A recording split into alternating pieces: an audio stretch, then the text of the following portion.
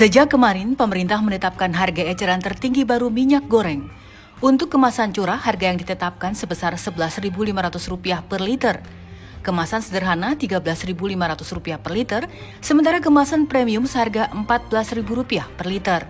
Menurut Menteri Perdagangan Muhammad Lutfi, minyak goreng satu harga untuk menjaga ketersediaan minyak goreng bagi masyarakat dan pelaku UMKM. Pemerintah menetapkan kebijakan satu harga minyak goreng dengan setara Rp14.000 per liter yang diberlakukan untuk pasar modern dan pasar tradisional. Kebijakan minyak goreng satu harga merupakan upaya lanjutan pemerintah untuk menjamin ketersediaan minyak goreng dengan harga terjangkau untuk pemenuhan kebutuhan rumah tangga serta usaha mikro dan kecil. Namun sayangnya, hari kedua penerapannya, harga minyak goreng di sejumlah pasar tradisional masih tinggi. Para pedagang bahkan masih ada yang menjual dengan harga Rp20.000 per liter. Alasannya untuk menghabiskan stok minyak goreng yang masih tersisa. Sekarang masih stabil ya, masih belum turun ya, masih 20.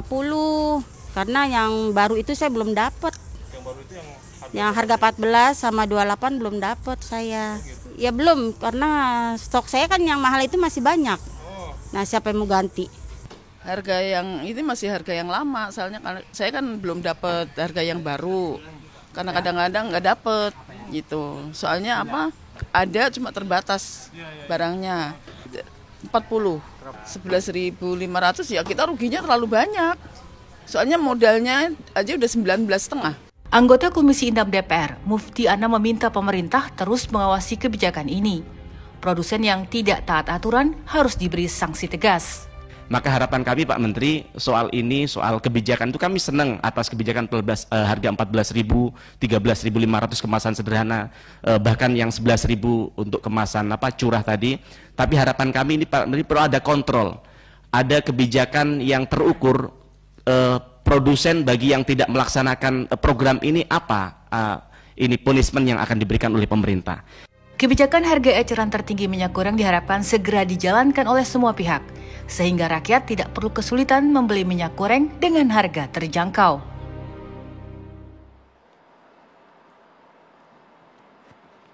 Selamat malam pemirsa, polemik mengenai minyak goreng sampai sekarang masih terus berkelanjutan. Sebenarnya pemerintah sudah berupaya sedemikian rupa, terutama menetapkan harga jual minyak goreng ini sampai di level 11.500 untuk kemasan curah. Tetapi sampai sekarang sepertinya ibu-ibu ini masih kesulitan untuk bisa mendapatkan harga 11.500 dan juga 14.000 untuk kemasan premiumnya. Nah sebenarnya kemana kemudian minyak goreng murah yang sebenarnya sudah ditetapkan harganya itu? Untuk itulah pada malam hari ini Indonesia Business Forum kembali membahas mengenai minyak goreng yang kenapa masih langka. Untuk membahas hal itu, saya sudah bersama dengan 5 orang narasumber di studio. Saya perkenalkan satu persatu. Yang pertama, ini sepertinya most wanted person of this month. Saya perkenalkan langsung saja Dirjen Perdagangan Dalam Negeri Kementerian Perdagangan, Pak Wakanuran. Pak Dirjen, selamat malam. Boleh digunakan mic-nya Pak untuk bisa menyapa pemirsa. Selamat malam Mbak Mano. Sehat Pak Dirjen ya? Masih kuat untuk bisa terus mensuplai minyak goreng. Dan sepertinya terus dinantikan pernyataannya oleh para ibu-ibu pemburu minyak goreng Pak. Siap. Kemudian di sebelah kiri saya ada Mas Dedi Yefri Sitorus, anggota Komisi 6 DPR RI dari fraksi PDI Perjuangan. Mas Dedi, selamat malam. Selamat malam Mbak, selamat malam pemirsa di rumah. Sehat ya Mas? Alhamdulillah sehat. Harus terus sehat untuk mengawal perdagangan dan juga penyebaran distribusi dari minyak goreng itu. Selanjutnya ada Direktur Eksekutif dari Gimni, Pak Sahat Sinaga. Pak Sahat, selamat malam. Selamat malam Mbak, selamat malam para pemirsa yang terhormat. Ada Mas Tulus Abadi, Ketua Pengurus Harian YLKI. Mas Tulus, selamat malam. Ya, selamat malam Mbak Mano, selamat malam semuanya. Dan tentunya ada Bu Lena, pedagang minyak goreng. Bu Lena sehat, selamat malam. Selamat malam. Bu Lena kan pedagang minyak goreng. Masih sulit mendapatkan minyak goreng murah? Sampai sekarang masih sulit. Belum bisa mendapatkan? Bahkan kemarin seharian minyak curah itu nggak ada. Hah? Di agen nggak ada, di pasaran juga nggak ada. Ini Ibu posisinya di mana berarti? Di pasar Klender. Nggak ada sama sekali? Kemarin ya, tapi tadi udah mulai. Oke. Ibu jual di harga berapa berarti? 20.000 per kilo. Berarti belum dapat yang 11.500 itu? Belum. Belum sama sekali? Belum. Sejak pertanggal 1 itu belum dapat sama sekali? Belum. Kemarin. Kabarnya kenapa Ibu belum dapat? Ya kita kurang tahu ya Mbak, cuma barang memang tidak tersedia di agen. Oh, jadi di agen memang sudah tidak ada? Iya, nggak ada. Alasannya agen kenapa? Waktu Ibu tanyakan? Belum datang gitu. Jadi Ibu membeli dari agen harganya berapa?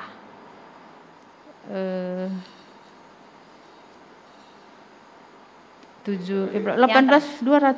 Masih 18.200? Iya. Sampai hari ini. Sampai hari ini? Per kilo? Per kilo. Ibu jualnya? Jualnya 20.000. 20.000. Oh, dan itu masih dibeli, sempat dikomplain? Ya, kebetulan kan pelanggan saya pedagang kecil ya Mbak. Jadi ya mau nggak mau terpaksa mereka beli juga lah. Jadi mau nggak mau tetap dibeli. Gorengan gitu. Jadi sampai sekarang masih belum mendapatkan yang tadi subsidi itu? Belum. Pernah ditanyakan kepada, ada hotline-nya kan ya Pak ya? Pernah ditanyakan? Hotline itu bagi pelaku. Pakai mic mungkin Pak. Ada hotline, tapi itu adalah bagi para produsen minyak goreng yang tergantung untuk pasokannya kemana. Oke. Tapi kalau kasus yang ini sampai tidak dapat ini Pak Dirjen?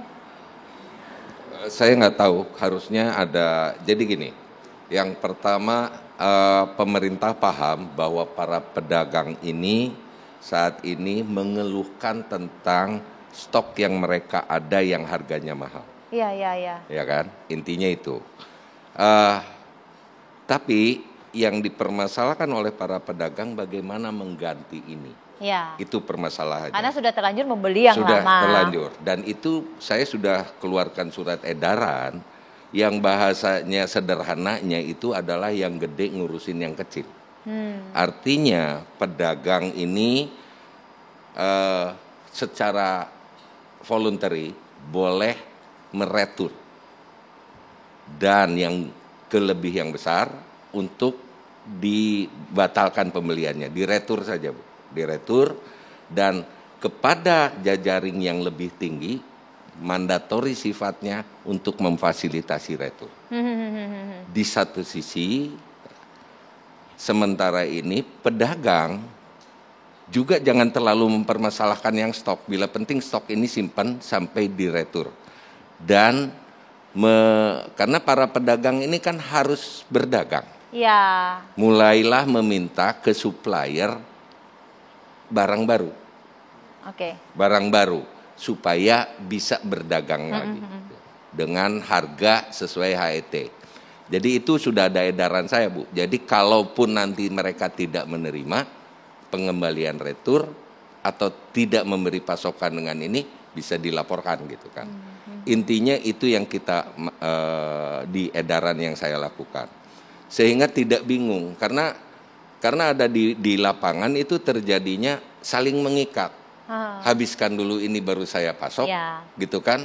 Atau tadi mereka juga berusaha menyalurkan yang mahal-mahal itu. Ini udah nggak boleh karena Ibu berdasarkan ketentuan yang baru Bu Lena harus menjual dengan harga eceran tertinggi. Artinya yang barang Ibu yang sudah lama di stok itu kembalikan kepada agen, laporin kalau nggak ada yang nerima nih, gitu kan, laporin. Nah itu bisa dimasukkan ke hotline. Dan di satu sisi secara barengan Ibu meminta pasokan baru karena Ibu perlu berdagang dengan harga sesuai eceran tertinggi. Nah, mungkin masalahnya belum tersalurkan barang baru ini karena melalui pedagang ini rantai distribusinya cukup panjang. Gitu kan, tidak seperti retail modern. Tetapi seharusnya hari ini saja laporan kami itu sudah mulai bergerak, hampir di atas hampir 20 juta liter sudah bergerak ke arah pasar tradisional. Tinggal nyampainya kapan, mungkin tergantung jarak dan sebagainya. Jakarta harusnya lebih cepat, 1-2 hari itu akan terpasok. Karena pada dasarnya saat ini Justru sekarang posisinya eksportir sedang berburu untuk menyalurkan. Karena eksportir sedang terikat dengan kontrak dan jadwal kapal yang harus segera berangkat. Jadi posisinya ini, sebelum kami keluarkan ekspornya, pastikan dulu. Sampai sekarang itu mereka meminta-minta dikeluarkan untuk persetujuan ekspornya. Saya kunci dulu sebelum terbukti mengalir ke pasar. Demikian. Tapi Ibu sudah sempat menanyakan dan sudah tahu mengenai kebijakan ini? Belum. Oh, jadi karena di pasar itu kan minyak refilan yang isi ulang juga kan banyak. Iya. Nah, tapi seminggu ini malah mereka juga stoknya kosong gitu loh. Oke. Nggak ada barang. Jadi di tengah-tengah itu justru malah ada kosong. Iya. Dan katanya memang nggak ada. Nggak ada. Ya, perlu saya sampaikan tambahannya. Jadi saya mendengar berbagai informasi di lapangan. Ada yang berusaha nimbun lah dan sebagainya. Tapi coba kalau kita lihat dari evolusi kebijakan. Diawali dengan kemasan sederhana 14.000, mau nimbun juga silahkan. Saya langsung atau pemerintah langsung membuat satu harga untuk semua. Nimbun juga silahkan. Sekarang dengan kebijakan terakhir rugi nimbun karena harus dijual lebih murah. Ada 13,5, ada 11,5 malah. Jadi saya yakin tidak ada praktek ke situ. Tetapi kalau ada yang main-main ya rugi sendiri. Tapi Mas Tulus, sebenarnya pemerintah ini upayanya sudah sangat maksimal. Karena rantainya sedemikian panjang, dari catatan YLKI, catatannya bagaimana? Iya, pertama kami merasa ini satu ironi ya, di tengah ini kebutuhan pangan yang mendasar, tapi ternyata masih sering terjadi kelangkaan semacam ini. Ini kejadian bukan kali pertama soal minyak goreng langka ataupun mahal. Nah, mestinya dari kejadian-kejadian itu saya kira harus ada evaluasi yang sifatnya transformatif sehingga tidak berulang. Ini kan menyangkut kebutuhan dasar masyarakat sehingga memang harusnya sepemahaman saya memang mesti ada evaluasi kebijakan di sisi hilir dan juga di sisi hulu. Nah ini harus inline, harus jadi satu. Nah tadi yang diceritakan oleh Ibu Lena di satu sisi itu kan hukum pasar. Sementara yang disampaikan oleh Pak Dirjen di atas kertas saya kira bagus sekali ya. Tapi hukum pasar berbeda. Nah saya khawatir bahwa pemerintah mengatur sesuatu yang komoditasnya tidak dikuasai oleh pemerintah. Ya, beda halnya kalau beras. Beras kan Bulog punya, menguasai. Tapi pemerintah dalam konteks minyak goreng kan tidak menguasai. Bagaimana mengatur harga barang, tetapi barangnya tidak dikuasai oleh pemerintah. Ini kan sulit sekali. Nah, oleh karena itu, kalau itu nanti harga yang ditetapkan pemerintah itu bisa, dalam arti sesuai dengan yang ditetapkan, bagus. Tetapi kalau kemudian itu tidak terjadi seperti di lapangan, ya saya kira pemerintah juga harus mengevaluasi agar jangan sampai konsumen menjadi korban kebijakan yang terus berulang di mana harganya terus tinggi dan langka pula gitu. Ini saya kira harus menjadi evaluasi yang signifikan untuk kemudian nanti tidak terjadi kembali. Saat ini pun saya kira juga masih saya kira kita akan monitor apakah dalam seminggu ini masyarakat masih kesulitan mendapatkan minyak goreng dengan harga yang normal atau malah mengalami kelangkaan dengan teori yang dibangun oleh pemerintah itu. Gitu. Saya kira itu, Mbak. Jadi memang kata Mas Tulus tadi, kalau boleh saya pinjam, ada ironi dengan segala macam konsep dan kebijakan yang sudah diterapkan, ternyata implementasinya masih terdapat permasalahan. Nah, bagaimana sebenarnya komitmen dari supplier dalam hal ini Gimni, dan bagaimana juga evaluasi dari DPR, sesaat lagi kita akan lanjutkan, tetaplah bersama kami.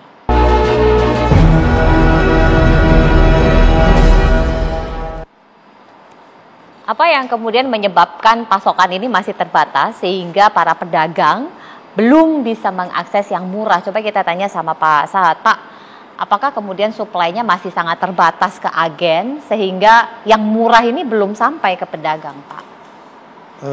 Terima kasih. Jadi yang paling concern terhadap ini sekarang adalah yang ekspor. Jadi mereka dengan formula 20%, jadi 1 domestik, 5 ekspor boleh. Jadi supaya mereka bisa ekspor, itu langsung harus memasok ke dalam negeri 1. Dan perlu diketahui bahwa sebetulnya minyak goreng kita itu hanya sekitar 10% dari total produksi nasional. Jadi sebetulnya nggak banyak. Ya. Nah persoalannya adalah, ini dalam konteks yang sekarang ini saya kira, mereka ini masih eksportir terutama, karena eksportir itu ada 2 ya. Eksportir yang punya kebun dan eksportir itu juga punya refinery. Tapi ada juga eksportir tidak punya kebun dan punya refinery. Ya. Nah, yang paling concern sekarang itu harusnya adalah eksportir yang punya kebun dan punya mill. Saya kira mereka volumenya cukup besar, kapasitasnya cukup besar. Maka saya agak kaget juga kenapa kok belum lancar ke lapangannya. Nah tadi seperti yang dibilang Pak Oke tadi, saya kira Ibu di pasar itu bisa melihat ya. Kalau stok lama yang punya harga tinggi itu segera diretur. Persoalannya adalah yang saya lihat, apakah minyak goreng yang Ibu beli itu betul-betul dari agen atau itu bekas minyak jelantah? Ini juga persoalan. Ya, karena ada juga bekas minyak jelantah itu agennya nggak jelas. Yang dimaksud oleh Pak Dirjen tadi adalah kalau itu minyak jelantah, minyak gorengnya berasal dari pabrikan. Jadi traceability-nya itu bisa dilakukan sehingga kalau mau diretur itu harusnya jalan. Jadi pesan tadi Bu, tolong dilihat ini. Si agen itu dari mana Ibu dapat, dihubungin cepat. Dia tidak boleh lepas tangan karena regulasinya sudah ada. Kalaulah dia betul bahwa minyak gorengnya itu berasal dari distributor yang berasal dari pabrik, pasti itu bisa dibalikkan. Saya kira itu. Jadi saya enggak, nah inilah sekaligus di lapangan juga ya. Memang kontrol daripada alur minyak goreng, terutama yang jelantah itu yang paling sulit di trace. Dan itu berapa kali dikatakan, dan kita juga nggak tahu apakah minyak itu halal.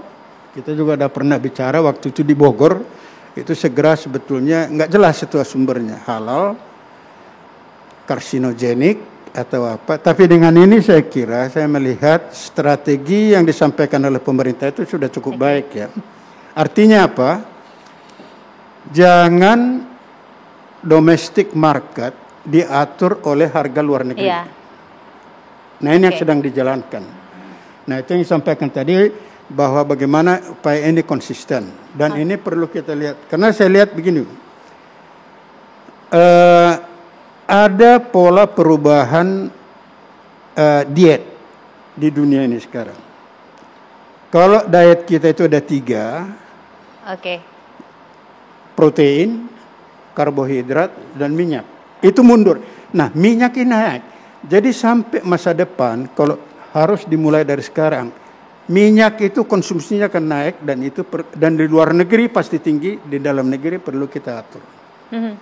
Itu saya kira. Tapi Mas Dedi, ini kalau kita melihat sebenarnya kan usaha yang dilakukan secara teori tadi sudah baik, tetapi implementasi tadi ternyata jangan-jangan ini jelantah. Kan pedagang kecil lagi yang bermasalah nanti. Ya. Jadi ini kan kita udah sama-sama berproses ya, mengalami Pak ya. Bahwa dulu persoalannya adalah kita punya produksi yang sampai hampir 51 juta ton CPO, tetapi untuk memenuhi 5 juta ton aja kita setengah mati gara-gara ekspor. Kan gitu. Sekarang sudah kita bikin satu harga tapi nggak nyampe juga harganya, malah barangnya hilang. Ya. Jadi ini sengkarut yang memang benang kusut yang harus diurai oleh Kementerian Perdagangan. Ini kesempatan untuk melakukan itu. Tetapi itu tidak akan bisa dilakukan jika kita tidak merekonstruksi secara mendasar industri ini. Harus kita rekonstruksi secara mendasar. Kenapa? Dan ini tidak hanya terkait dengan minyak goreng, tapi terkait dengan semua komoditi penting bagi rakyat. harus ada adjustment mechanism yang bisa bereaksi ketika sesuatu terjadi. Dalam kasus minyak goreng ini misalnya dari mulai November paling tidak itu sudah trennya sudah kelihatan. Tetapi kan baru intervensi di Januari setelah 24.000 harga per kilogramnya. Nah, ini problem mendasar kita. Kalau soal kenapa barangnya belum ada, apakah agen distributor itu memberikan minyak yang murni dari pabrik atau segala macam. Nah, ini sudah teknikal dan rumit urusannya. Ya, oleh karena itu Kementerian Perdagangan nggak bisa bekerja sendiri. Tentu harus bekerja sama dengan pihak-pihak terkait, baik pemerintah daerah, baik aparat keamanan, baik asosiasi ataupun sebagainya. Nah, inilah saya ingin kembali sebenarnya kita punya visi yang jelas, punya mitigasi yang jelas, punya roadmap yang jelas bagaimana kita bisa mengatasi in advance sebelum harga-harga barang-barang melonjak. Ini kan ibarat orang udah jatuh korban baru kita cari pemecahan masalahnya, ya kan? Nah, ini yang kita berharap dari DPR. Kalau respon terhadap awal itu sudahlah, walaupun lambat, tapi at least sudah on the right track. Tapi kan sekarang bagaimana memastikan satu harga itu benar-benar ada, ya benar-benar tersedia kan gitu tuh. Nah, kita berharap Pak, ini nanti karena untuk mitigasinya ke depan tentu banyak pihak yang harus dilibatkan. Tidak cukup hanya Kementerian Keuangan, Kementerian Perdagangan, harus dengan Menteri Keuangan juga terkait misalnya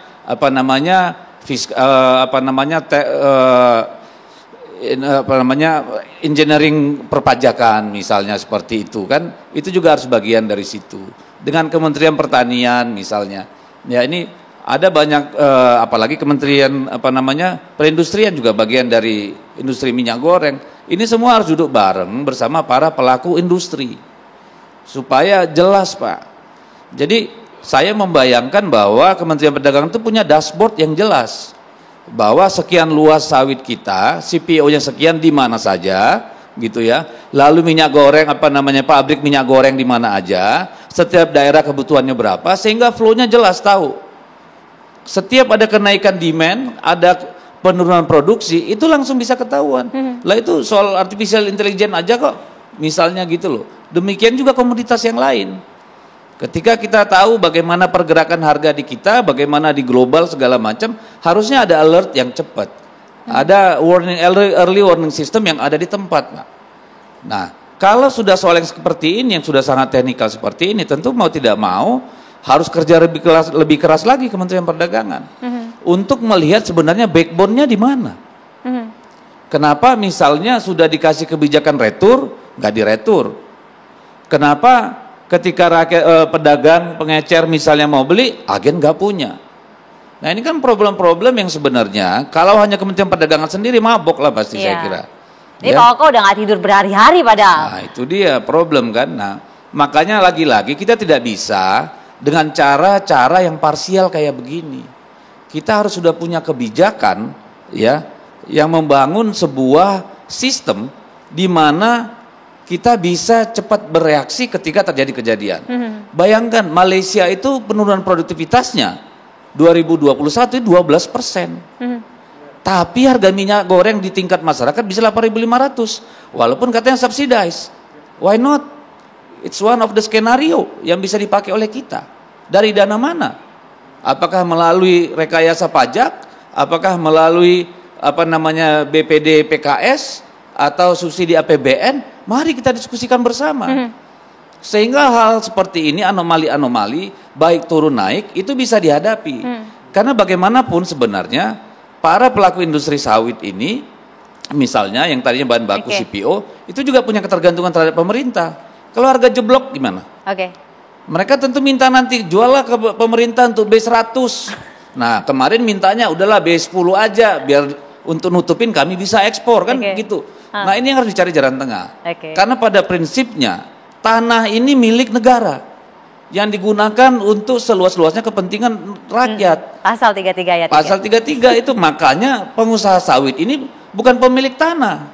Tetap ada kewajiban moral menjaga ya supaya mereka jangan sampai rugi, tapi juga rakyat jangan merana. Ini keseimbangan dinamis yang harus dijaga. Pak Saad Saya pasti kira. akan Terima kasih. merespon, termasuk juga Mas Tulus. Sesaat lagi kita akan lanjutkan, tetaplah bersama kami.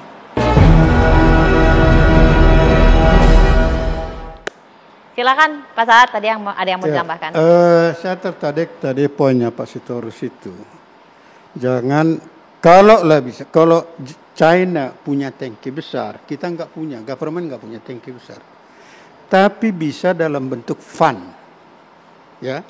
Dana itu kalau bisa diperoleh, kenapa? Semua produsen sawit menikmatin harga naik ini, bukan hanya eksportir. Ya. Nah, jadi kalau hanya eksportir yang kena, sedangkan produsen-produsen ini, itu nanti next proses yang harus kita lakukan. Sehingga kita seperti yang disampaikan oleh Pak Sitorus tadi, kenapa Malaysia bisa? Karena mereka punya sinking fund, kalau ada sini langsung dikocorkan. Kita belum punya itu. Kita bukan punya BPDPKS ya? Enggak, BPDPKS itu objektifnya lain. Oh, oke. Jadi saya pikir Pak, dengan tadi ya, harga sawit kita ini kalau menurut saya kalau di Gulf itu out of bound. Di luar kewajaran ini. Jadi ada yang menggoreng. Ini yang perlu kita waspadain. Karena ini sangat berbahaya. Jangan lupa kita pernah mengalami karet. Ya, ya. Tahun 50 harga karet sampai $45 per kilo. Para saintis berpikir, saya akan kembangkan sintetik rubber. Begitu sintetik rubber yang sama persis dengan karet ditemukan, jeblok. Jadi jangan berbisnis margin terlalu tinggi. Harga tinggi ini kalau menurut saya ini ada permainan geopolitik. Ini yang kita harus khawatirkan. Contohnya rotan bisa. Dengan rotan sintetis itu. Ya. Jadi kalau sampai margin, jadi di marketing strategi jangan bikin margin tinggi, itu attract your competitor untuk membuat yang lain. Nah, inilah perlu tadi. Jadi harga dari luar itu jangan mengatur harga di dalam. Saya sepakat dengan Pak Tulus tadi. Kita harus punya fund untuk itu. Mas Tulus tadi yang mau tambahkan. Ya, saya coba membumikan lagi soal tadi bahwa kalau tadi Pak Sitorus mengomentari Bu Lena tadi kan seolah-olah memang bahkan dikatakan ada minyak jelantah tadi. Saya kira mungkin ya, mungkin tidak, tapi informasi yang saya peroleh dari Asosiasi Pedagang Retail Modern dan juga dari Asosiasi Pedagang Pasar Tradisional itu memang barangnya tidak ada. Jadi kembali ke barang tadi bahwa barangnya mereka bilang ke saya stoknya nggak ada Mas. Jadi kami nggak bisa menjual, apa yang mau dijual. Nah oleh karena itu harus betul-betul di audit dan investigasi sebenarnya. Ya kita tunggu aja lah seminggu ini. Saya akan monitor seminggu ini apakah harganya normal sesuai yang dijanjikan pemerintah atau kemudian tidak mengalami kelangkaan. Kalau dalam seminggu ini masih sami mawon ya artinya ada sesuatu masalah sistemik. Nah saya sepakat dengan Pak Sitorus dan memang kita ya memang Kemendak, Pak Sitorus dan Pak Oke ya memang tidak boleh bergerak sendiri karena banyak institusi-institusi pangan yang juga berkompeten dan bertanggung jawab. Misalnya ada Satgas Pangan, ada Badan Pangan Nasional. Dan kalau perlu ya jangan alergi untuk bicara soal adanya dugaan kartel, eksesif margin dan lain sebagainya. Toh kita punya KPPU untuk mengendus itu. Ya kenapa juga belum dioptimalkan itu? Karena kan bukan hal yang tidak mungkin bahwa gejolak harga ini karena faktor-faktor persaingan tidak sehat.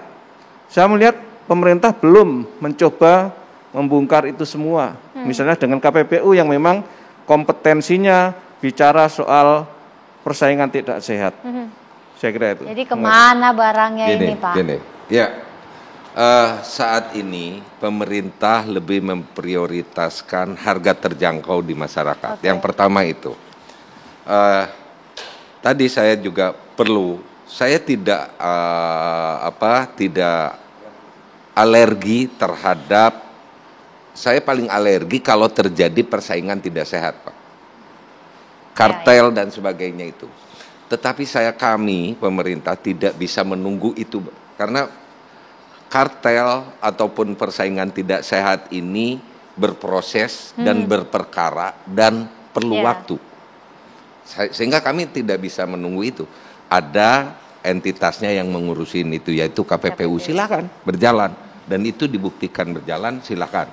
Tapi yang saat ini pemerintah harus segera sediakan adalah harga. Ceritanya kenapa kok pasokannya nggak ada? Kami paham itu, Pak. Makanya kunci kebocorannya kita tutup dulu.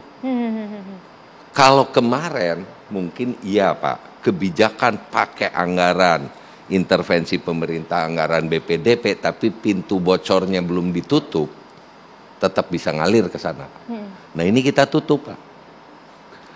Jadi ekspor nggak ada, gitu kan? Ekspor belum ada yang keluar satupun saat ini.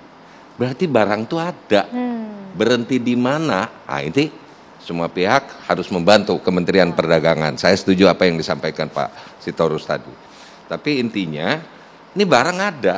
Sejak tanggal 24 sudah kita kunci. Dan jangan salah, saya pakarnya ini Pak Sinaga ada di sini. Memang apakah CPO ini tahan lama, Pak? Seminggu aja turun grade. Turun. Jadi bukan nggak ada nih, udah dikunci. Berarti barang ada gitu. Ini mau seperti apa gitu kan? Tapi yang pasti pemerintah akan firm memastikan kepentingan rakyat minyak goreng terjangkau. Apapun kejadian di situ pasti kami lawan dengan berbagai. Pak Oka boleh saya tanya, jumlah pabrik minyak goreng di Indonesia ada berapa sih, Pak? Jumlah pabrik minyak goreng kurang lebih itu ada 70 kalau yang murni punya bahan baku. Tetapi produsen minyak goreng ini macam-macam, Pak. Ada yang punya bahan baku sendiri, ada yang memproses saja. Sampai tingkat kemasan ada 425 produsen. 425. Betul. Iya. Jadi sebenarnya menurut saya tidak terlalu banyak. Kalau Kementerian Perdagangan juga kemarin saya pernah usul juga Pak di RDP, itu digitalisasi, Pak. Supaya kita bisa punya inventory, Pak. Bahwa di tangki-tangki milik refinery ini kita punya sekian juta ton, di sana sekian juta ton. Setuju, Pak. Distributor ada berapa? Gitu ya kan? Teknologi sekarang itu udah sangat mudah, Pak. Ya, jadi kita nggak kebingungan kemana larinya ini barang. Ekspor dikunci, di lapangan nggak mengalir. Berarti kan ada ini yang sedang menumpuk gitu loh. Nah ini yang menurut saya juga bagian penting dari kebijakan di masa depan, Pak. Setuju, Karena kalau Pertamina aja yang dengan segitu banyak SPBU bisa, kenapa dengan kita yang minyak goreng yang cuma 400 tadi nggak bisa gitu loh. Kenapa nggak bisa dan bagaimana supaya bisa sesaat lagi. Tetap bersama kami.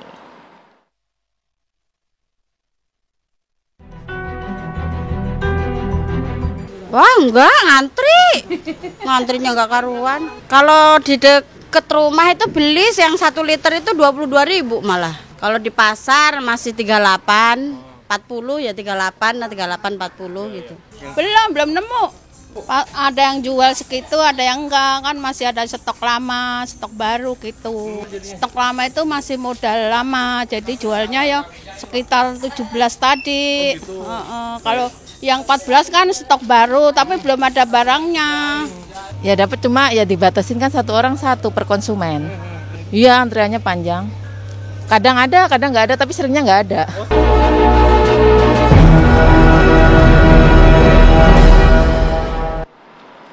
Bu Lena, kita sudah segmen terakhir, ada yang mau ditanyakan kepada Pak Dirjen, silakan.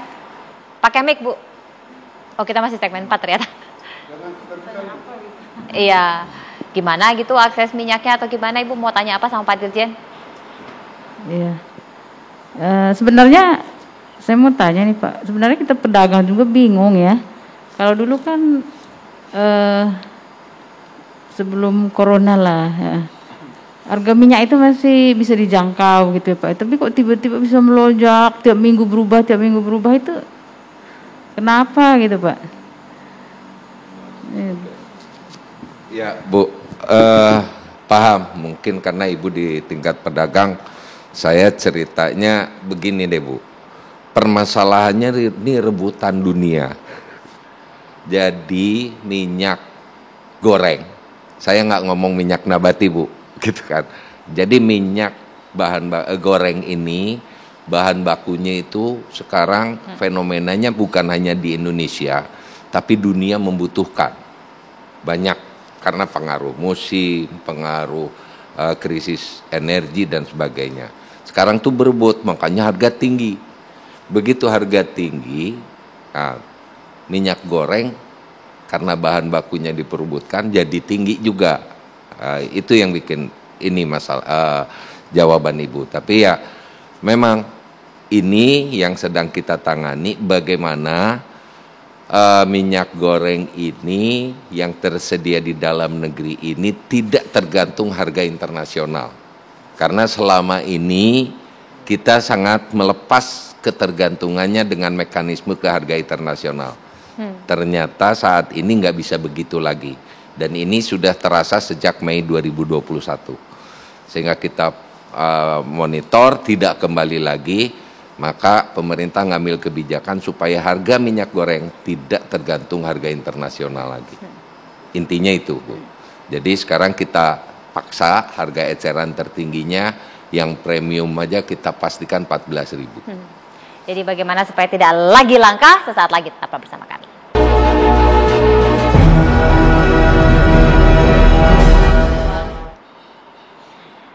Jadi supaya tak lagi langka, supaya terjangkau, Mas Tulus kira-kira apa yang harus dilakukan yang bisa disampaikan? Ya, saya kira kebijakan ini nggak boleh secara kasuistik saja, tidak boleh ansih untuk menyelesaikan saat ini, tapi harus berjangka panjang.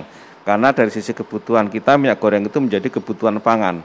Jadi jangan sampai diselesaikan secara kasuistik, tapi harus melihat struktur pasaran juga seperti apa. Dan ke depan saya kira kan CPO memang bukan hanya untuk bahan pangan saja, kita aja sebagai minyak goreng, tapi kan kita tahu CPO untuk kosmetik, untuk energi, dan ini kan artinya harus ada kebijakan yang makro dari sisi hulu sehingga nanti semua bisa terpenuhi. Jangan sampai nanti kebutuhan dasar masyarakat untuk minyak goreng selalu terulang kendala di mana kelangkaan dan juga harga yang naik. Ini klasik yang seharusnya tidak boleh terjadi di tengah kemerdekaan kita yang sudah mendekati 100 tahun. Dari evaluasi yang dilakukan, administrasi yang mesti ditertibkan lagi bagian mananya? Ya, saya kira pemerintah kan sudah menetapkan adanya minimal DMO dan DPO. Saya kira itu sudah benar. Tetapi bagaimana nanti konsistensi implementasi dari DMO dan DPO? Kalau ada pengusaha yang tidak mematuhi DMO itu dan atau DPO, apa sanksi akan diberikan? Apakah pemerintah bisa mengontrol dan memberikan sanksi kepada mereka yang tidak patuh? Itulah yang kita tunggu nanti. Terima kasih Mas Tulus. Pak Sahat. Saya tertarik tadi begini, supaya harga domestik itu jangan terpengaruh besar terhadap harga pasar luar negeri. Dan untuk itu, karena kita tidak punya storage tank yang besar, kita harus punya dana khusus. Nah, itu yang perlu dipikirkan bagaimana. Karena saya yakin harga ini akan naik-naik terus. Nah, untuk menjaga di domestik ini yang perlu kita pikirkan. Tadi Pak Sutorus tadi mengatakan perlu identifikasi itu harus. Yang kedua yang berbahaya adalah kalau disparitasnya berbeda jauh dengan harga sana, penyelundupan bisa terjadi. Dan itu sangat berbahaya. Karena ini nanti ada dikumpulin, diekspor lagi, entah bagaimana, itu yang perlu. Malah barangnya makin langka. Makin langka lagi.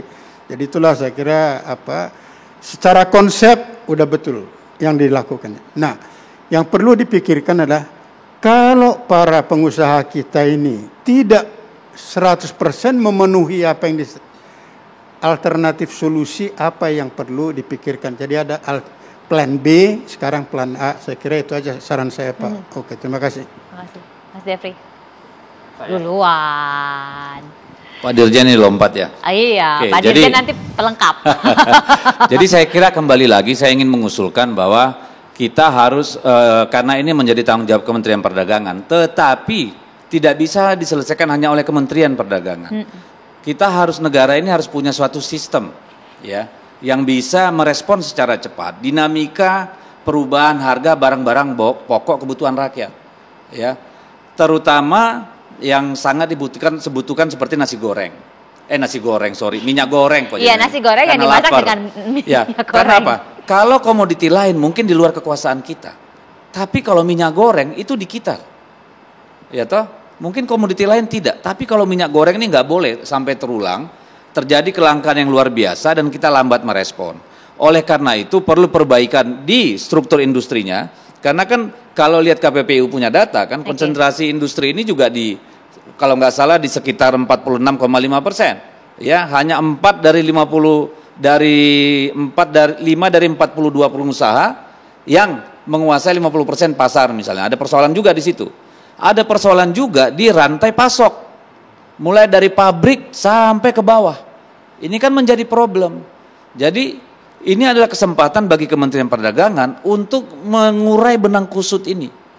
Nah, tetapi mengurai benang kusut ini lagi-lagi tidak mungkin hanya Kementerian Perdagangan. Oleh karena itu saya kira jadikanlah ini lesson learned supaya kita bisa membuat kebijakan yang paling efektif.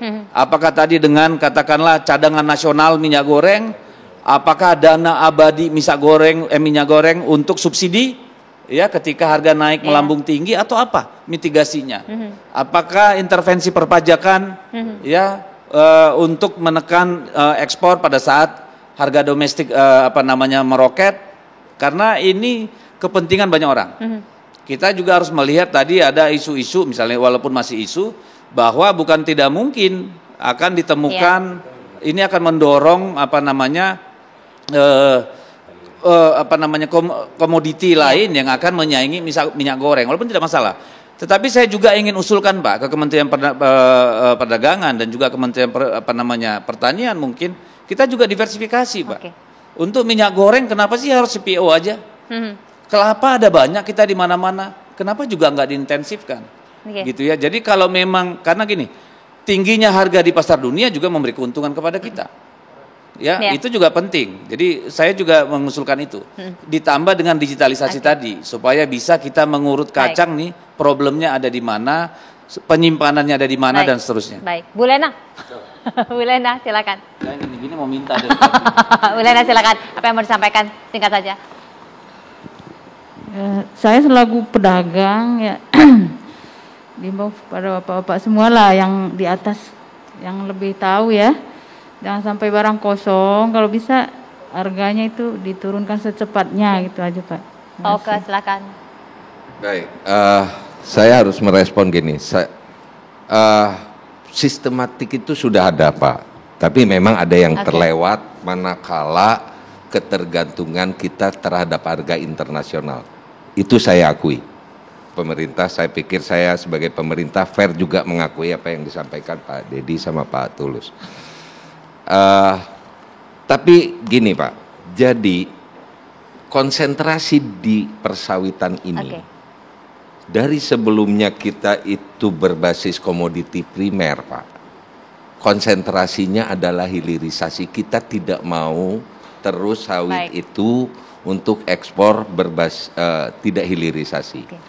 Jadi kebijakan kita konsentrasinya ke hilirisasi dan keberhasilannya cukup bagus. Ekspor CPO hanya 10%, hilirisasinya udah 90%, dan itu kebijakan berevolusi disempurnakan terus sejak 2012. Nah, sebentar Pak, ya. hilirisasi kita berapa produk sih Pak? Banyak Pak, banyak. Ya, saya pengen tahu ada berapa banyak sih?